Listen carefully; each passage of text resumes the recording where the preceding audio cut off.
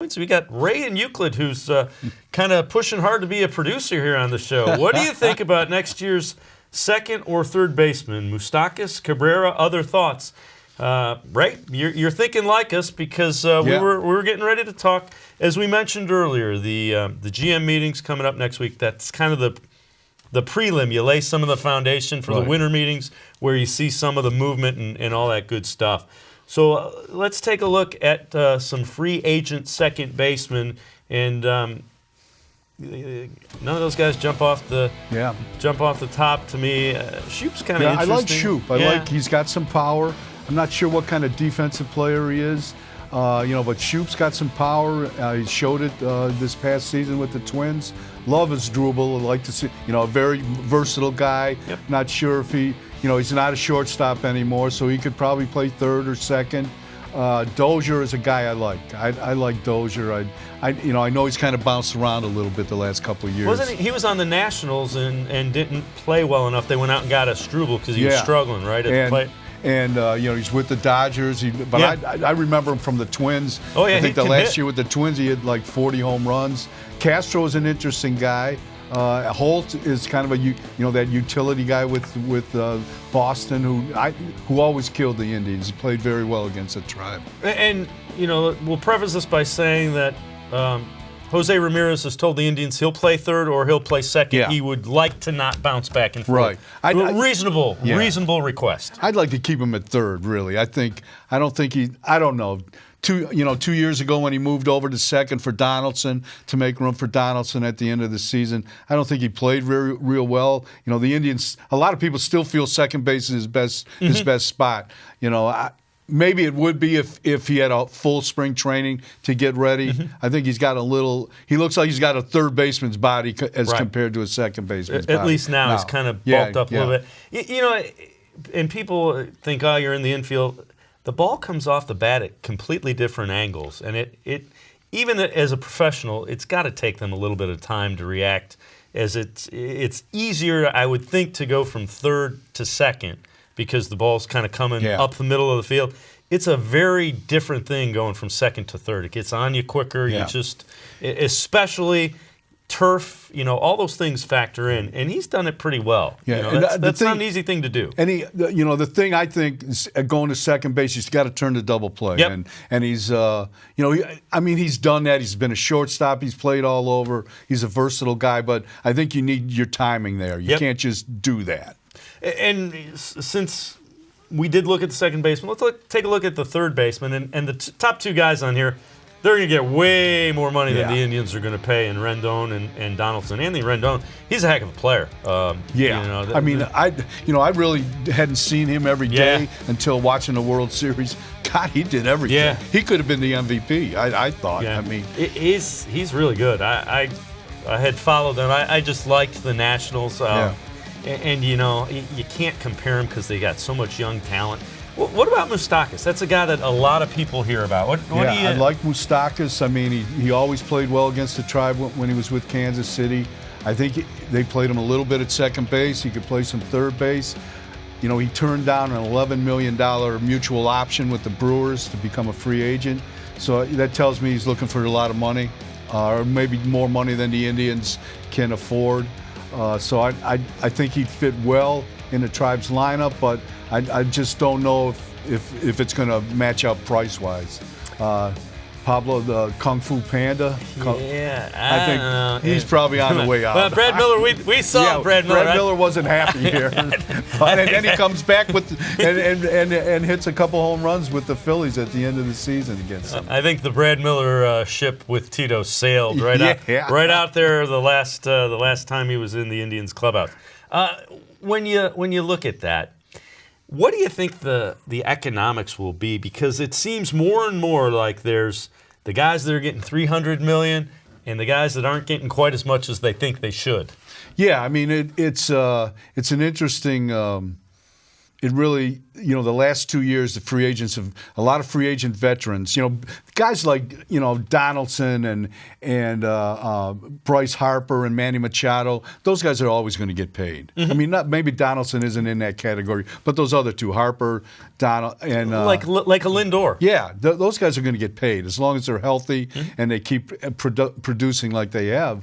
But guys like Milky Cabrera and a lot of free agents that pretty good players that have got caught in that free agent freeze the last 2 years. That's tough, and there's they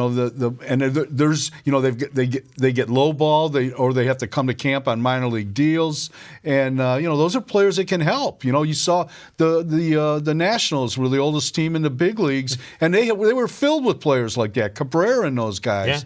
Yeah. So those guys can help a team win, and I think that's probably some of the the source of the unrest with the Players Association right now. But here's the question, though: if you're, I mean, something has to give, because if you're signing guys to $300 million contracts, it just makes sense that there's going to be less to give the guys that are the quote-unquote middle class of baseball. And that's why only a few teams can do that. Only a few teams can sign Harper or Machado. San Diego kind of came out of nowhere.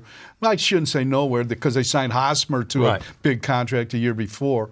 But and are you going to go right up next to the luxury tax? Even the Yankees don't want to, spend more than $208 million and start being taxed.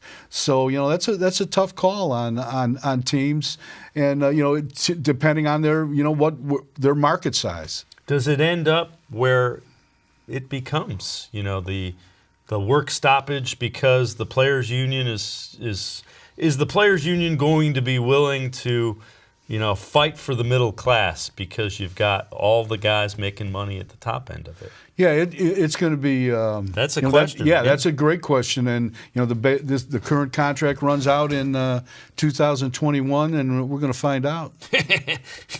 Well, and you know what? Don't be too surprised if that doesn't figure into what you do with somebody like Francisco-Lindor. That's coming up into that window, and that's when that's his free agent year. Right. So that has to figure in to what the Indians plan on doing, because the landscape may be completely different. Yeah, I mean, I guess you're not going to pay a guy if there's no games being played. If the players are on strike. So well, and the flip side of it is, it may, you may have to rebuild the whole structure of it. So that is something that has to be a dilemma for Antonetti, Chernoff, and the guys that are running the Indians. And it's not so much a dilemma for the teams. They've figured out a way to circumvent, to work within the system. When was the last time you heard an owner scream about baseball not having a salary cap? I mean, they've found a way to make it work. The people that are upset about it are the players. They want the dramatic changes now. The pendulum has swung completely to the opposite side. It's favoring the owners now, where for years, the players have had the upper hand. In another area that we'll look at as we move on from that thought, let's take a look at the free agent outfielders. And Castellanos did really well for the Cubs, even though they didn't make the playoffs. Wasn't his fault. Ozuna's a guy that's kind of intriguing. Yeah. Gardner's a little up there. Gardner will probably go back to the Yankees, I would think. Garcia's interesting. He's the Indians saw him a ton with the White Sox. Was really kind of a defensive liability. I think he's gotten a little better, but he had a great year with the Rays this year. He can hit, and it's an interesting guy. Maybin is a guy they had in camp. When they were short some outfielders, they brought him into camp this spring. They traded him to the Yankees, and he played pretty well for them. Yeah, Puig's interesting. Puig is interesting. I love Puig. I did too. I thought he was fun. Yep. He was a good guy to deal with. He didn't hit any home runs, which was a surprising thing to me. He only hit 2 home runs with the Indians, but he hit like 24 with Cincinnati, and that's a bandbox. Right. And you saw his arm though. Great arm. Yep. And he just the way he runs the bases. I mean, I don't know. I know when the Indians got him, they thought, okay, we got him for 2 months. We can do it. But if you sign a guy for 2 or 3 years, can you do it? That's the question. He was on his best behavior, and is he going to do that for the length of a multi-year deal? So we'll see.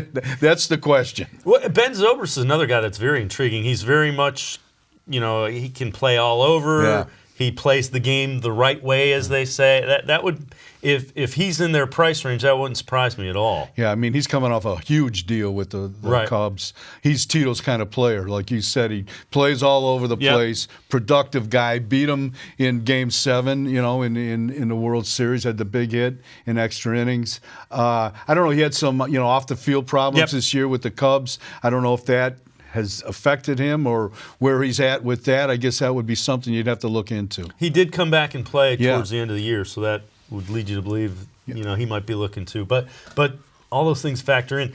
The thing that gets overlooked a little bit is, this front office has done a great job. But boy, they missed on the outfielders that they tried to bring in to solve the thing at the beginning of the year. And I think Hanley Ramirez, who was Gonzalez. Yep. There was somebody else too. Normally the veterans do pretty well, and it just didn't. No, and those guys, they kind of came in late. They didn't play well. The center fielder with Martin. Martin, and he almost died 2 years ago. Literally, I mean, we're not making that up.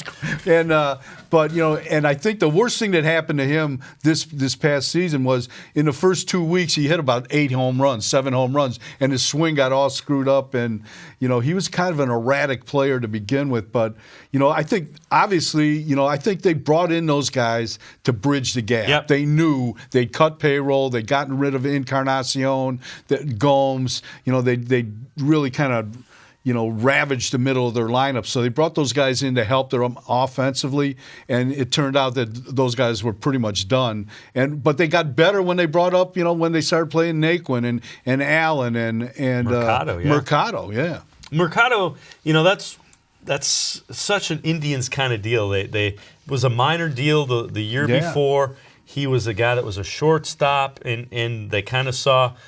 When he went to the outfield, he started hitting the minors, and he looks like he might be able to be their center fielder leadoff hitter, which solves one of them. Now they got to get some power. Yeah, I mean, he really had a good year. I mean, he made some mistakes, but a rookie's going to make mistakes like that. But he can go get it in center field, and he really solidified that number 2 spot behind Lindor. And I think he looks like a leadoff hitter too because he can run. He's got some speed.